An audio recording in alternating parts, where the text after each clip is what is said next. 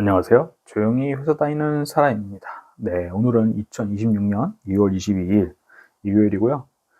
내일이면은 설 연휴 길었죠. 그거 그렇게 긴 연휴가 없이 한동안은 또 회사를 열심히 다녀야 되는 그런 기간이 도래를 했음을 의미합니다.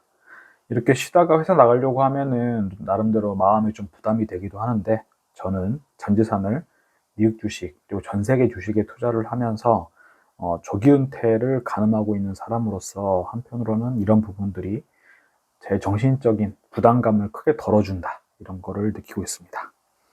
그래서 이번 영상의 주제는 뭐 이런 말들 많이 하시고 제 영상을 보시는 분들도 뭐 이런 목적으로 투자하시는 분들이 있으실 것 같은데요.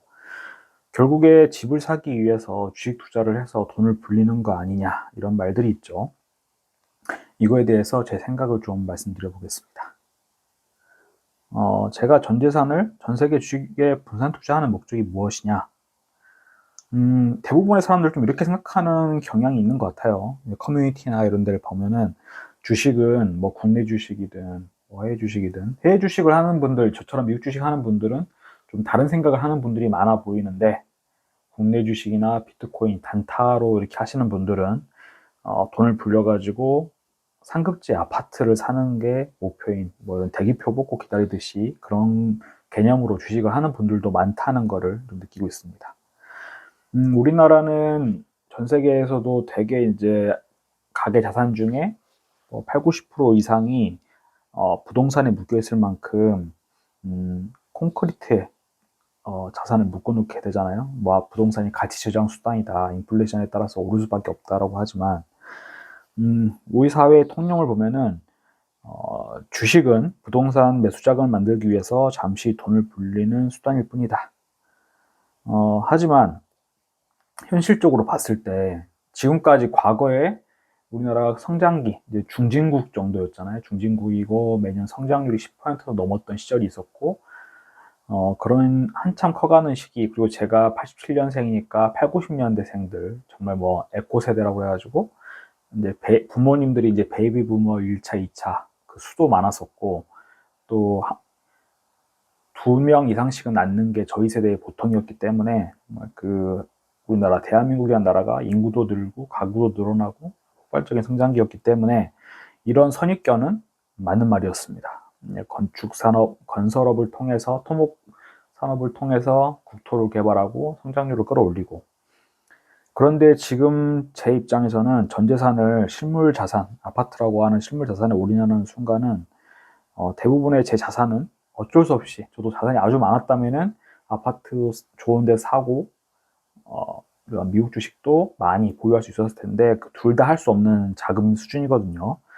그래서 저는 이제 대부분의 자본이 유동성을 잃고 거주지에 고정되는 것이 싫어서 아파트마저 포기하고 전 재산을 투자하게 되었습니다.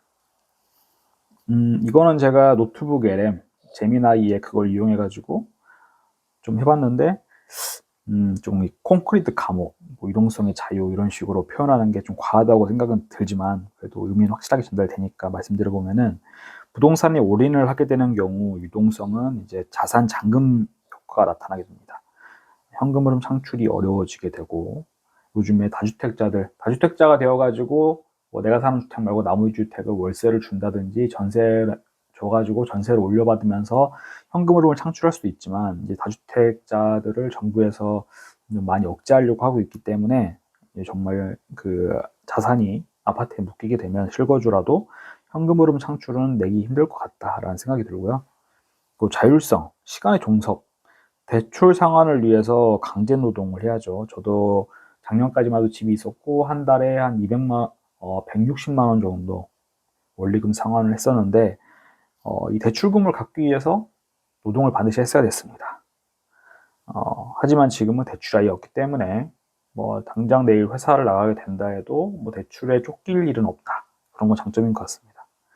그리고 학군과 직장에 이제 묶인 거주지, 이것 때문에 애가 있고 한참 이제 성장기면은 좋은 학군지 때문에 어쩔 수 없이 실거주 이런 거 마련해야 되는 것도 있긴 하죠. 하지만 저처럼 글로벌 주식으로 배분을 해놓으면은 유동성이 되게 좋습니다. 네. 주식은 팔면은 이 영업일 만에 현금으로 입금이 되기 때문에 주가만 크게 하락된 상태가 아니라면은 또 이 주가 하락에 대해서도 방어하기 위해서 일부 채권 포트폴리오로 추가하기도 하죠. 그래서 주식과 채권 정석은 6대4 정도 비율로 가져가는 거던데 저는 지금 아직은 9대1 정도로 운영을 하고 있고요. 그리고 자율성이 저에게는 있다. 장소, 뭐 이게 장점일 수도 있고 단점일 수도 있는데요. 사람마다 다르죠. 저는 제가 제 소유의 주택이 없기 때문에 뭐 월세든 전세든 옮겨 다니면 살 수 있고, 지금 뭐 2+2 4년 정도는 옮겨 다니지 않고 정착해서 살 수 있다. 뭐 이런 상태죠. 제가 이 선택의 자율성, 내가 내 삶을 선택하는 것에 대해서 되게 큰 가치를 두고 대한민국에서는 아파트가 정말 최고의 자산이고 불패신화가 있음에도 이런 짓을, 전 재산을 미국 주식에 투자해놓고 월세로 살고 있는 이유를 보면은, 저는 한때 궁금했어요. 오렌 버핏하고 찰리 먼거가 이제 버크셔 해서웨이의 뭐 회장, 부회장직을 하면서 장수를 두 분 다 하셨죠. 찰리 먼거도 거의 90 후반대까지 사셨고, 오렌 버핏도 이제 물러나셨지만 90이 넘으셨는데 이제 100세를 앞두고 계시죠. 그분들이 뭐 건강 관리를 대단히 한 건 아니라고 제가 알고 있는데, 정신적인 스트레스가 또 만병의 근원인데, 그분들은 이런 생각을 갖고 사셨다고 합니다. 가장 수익률이 높은 투자는 내 시간을 내 마음대로 쓸 수 있는 자유를 사는 것이다. 네, 이런 자율성, 삶에 대한 자율성을 되게 중요시하셨고 장수의 비결이지 않았나. 저도 그래서 슬로우 파이어를 추구하면서 비대 쫓기지 않는 삶, 직장 생활을 생존 수단이 아닌 이제 즐거운 보너스 게임 정도로 저는 이제 전환이 거의 되었거든요. 왜냐면은 사실 제가 지금까지 투자 이미 거의 미국 주식과 VXUS, BND 여기에 제가 가진 현금 자산을 제외하고 한 90% 이상이 투자가 되었는데, 지금 상황에서 회사를 관둔다, 뭐 잘린다라고 하면은 둘이서, 와이프랑 둘이서 살기에 뭐 사치는 부릴 수 없지만 먹고 사는데 지장 없을 수준 정도로 자산을 불리고 보니까, 이후부터 이제 회사 생활을 계속 꾸준히 해나가는 거는 우리의 생활 수준을 더 올리기 위해서 하는 것이다. 이런 관점으로 접근하니까 이렇게 길게 쉬었다가 출근하는 거 부담감이 예전에 비해서는 좀 확실히 줄어드는 걸 느끼고 있고요. 저는 이제 삶의 통제권, 이거를 되게 중요한 가치로 삼고 있기 때문에 뭐 결국 집을 사기 위해서 주식 투자를 해야 된다, 이런 관점에는 저는 동의하지 않습니다. 그래서 제가 투자하고 있는 3펀드 포트폴리오, 제 영상 보시는 분들은 이미 뭐 다 아시겠지만 처음 보시는 분들께 설명을 드리자면은, 저는 이 존 보글이라고 하는 뱅가드 창업자, VO 이런 것들 만드신 다들 유명한 분인데, 이분을 추종하는 분들이 이제 존 보글의 철학을 따라서 전 세계 주식 시장에 투자할 수 있는 포트폴리오를 제안한 것이 이런 식으로 VO를 비롯한 타이거 미국 S&P 500일 수도 있고요. 미국 시장에 한 62% 정도 투자, 그리고 그 미국을 제외한 나머지 시장에 20% 가까이 투자, 채권에 한 10% 정도. 좀 비중은 이제 그 사람의 어떤 경제적인 수준, 안정성, 뭐 나이 이런 거에 따라서 달라질 수 있는데, 큰 틀은 이렇게 된다. 그리고 추가로 저는 지금 직장 생활을 뭐 많이 어렵다고 하지만 아직까지는 제 아내는 이제 초등학교 공무원이고, 저는 뭐 국내에서 그래도 꽤 튼튼한 회사라고 하는 곳에 다니고 있기 때문에 제 월급은 원화로 이루어진 채권 자산이라 생각을 하고 포트폴리오를 좀 구성을 하고 있고요.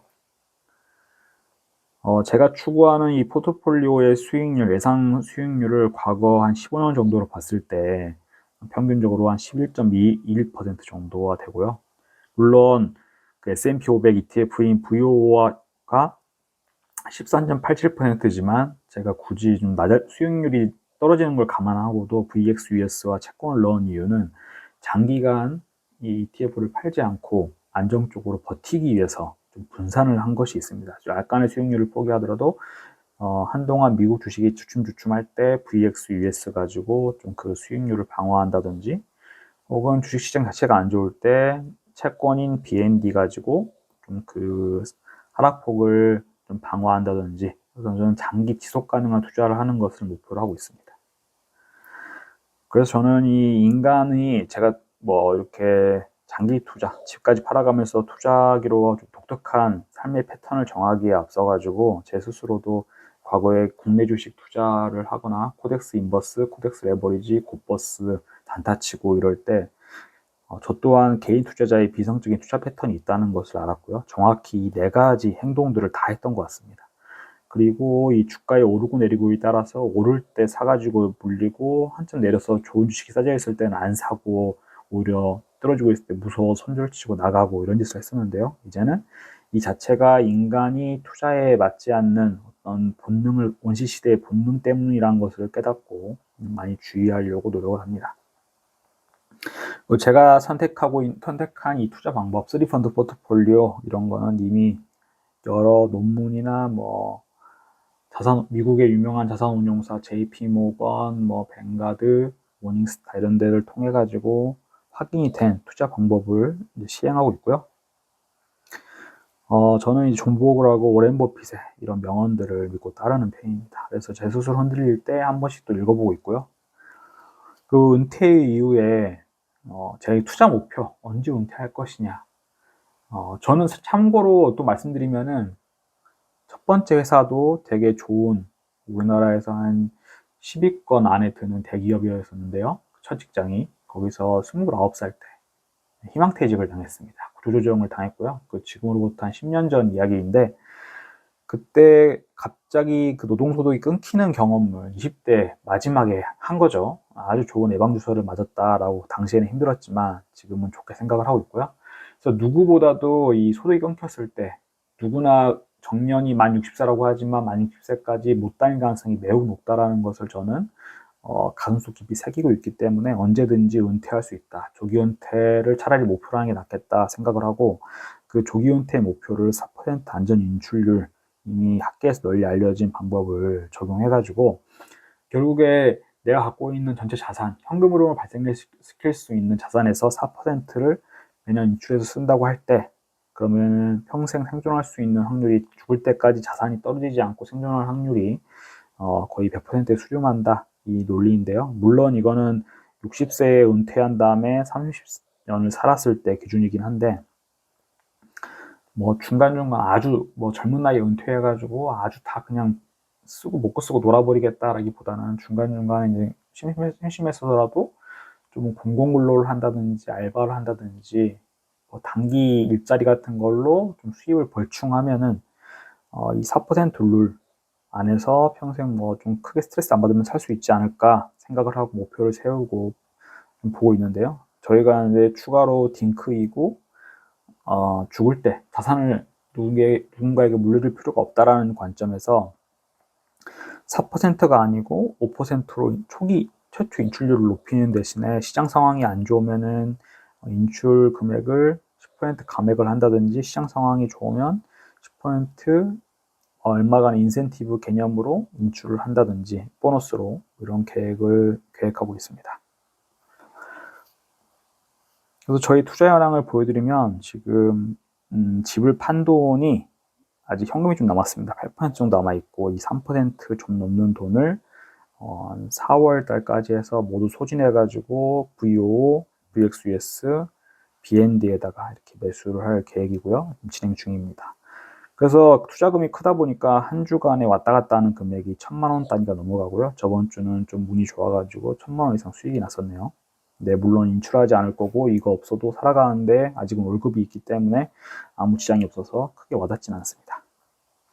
그래서 지금 자산 기준으로는 해가지고 대충 한 5천만 원대 1년에 뽑아쓸 수 있다. 5천만 원 좀 넘게 뽑아쓸 수 있다.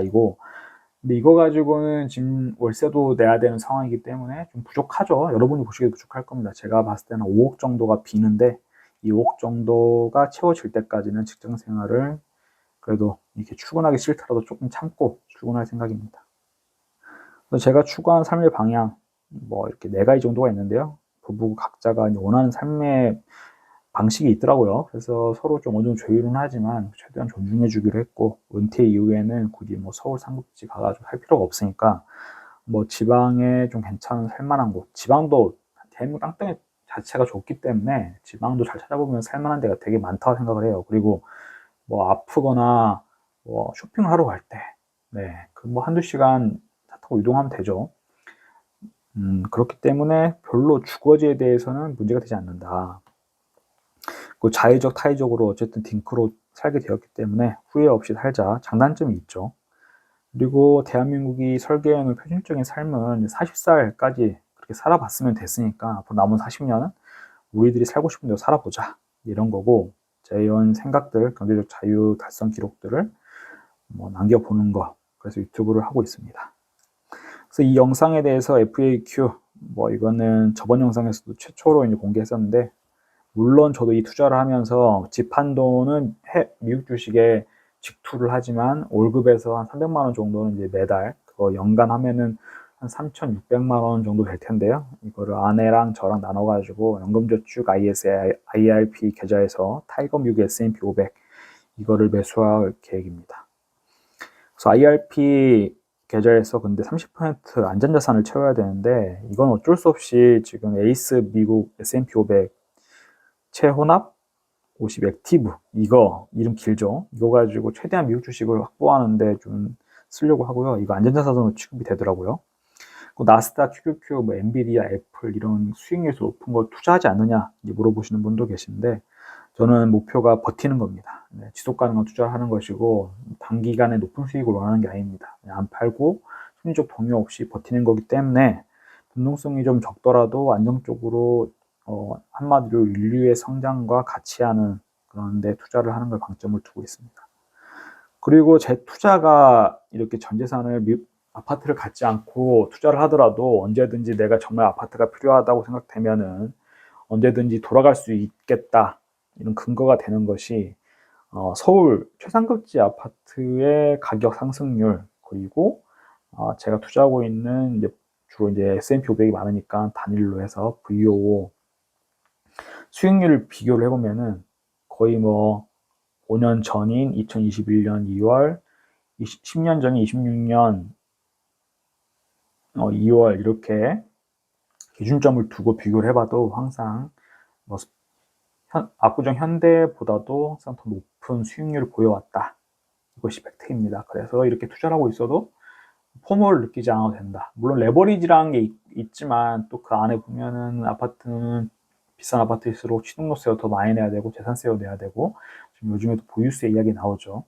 그런 거를 하나하나 따져보면은 이제 또 복잡해지기 때문에 이렇게 달러로 환산했을 때 이 자산 자체가 갖는 고유의 가치만 이렇게 비교해서 놓고 봤을 때, 지금 내가 이 선택을 하더라도 아파트를 사지 않아 가지고 자산 그런 늘어나는 측면에서 뒤처지는 거에 대한 공포감은 가질 필요가 없겠다 생각을 하고 있습니다. 네, 이번 영상 여기까지 봐주셔서 정말 감사드리고요. 힘드시겠지만 다음 한 주도 소프트 랜딩 하셔가지고 잘 이겨냈으면 좋겠습니다. 그럼 이만!